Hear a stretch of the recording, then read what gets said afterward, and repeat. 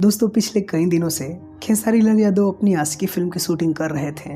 Well आपको बता दें कि इस फिल्म की शूटिंग पूरी तरीके से कंप्लीट कर ली गई है और बहुत जल्द आप सभी को इस फिल्म का ट्रेलर भी देखने को मिल जाएगा।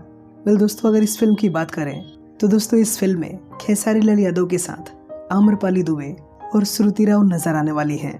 वेल दोस्तों ऐसा पहली बार हो रहा है कि खेसारी लाल यादव के अपोजिट आम्रपाली दुबे नजर आने वाली हैं। दोस्तों अगर फिल्म के डायरेक्शन की बात करें तो इस फिल्म को डायरेक्ट कर रहे हैं भोजपुरी के बेहतरीन डायरेक्टर पराग पाटिल। दोस्तों आपको बता दें कि इससे पहले खेसारी लाल यादव के साथ पराग पाटिल ने संघर्ष और लिट्टी चोखा जैसी फिल्मों को बनाया है और दोस्तों अब वो आशिकी फिल्म को लेकर आ रहे हैं।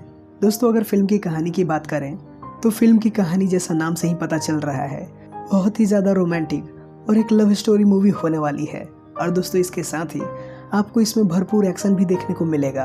दोस्तों ये भी खबर आई है कि खेसारी लाल यादव इस फिल्म में डबल रोल में नजर आने वाले हैं।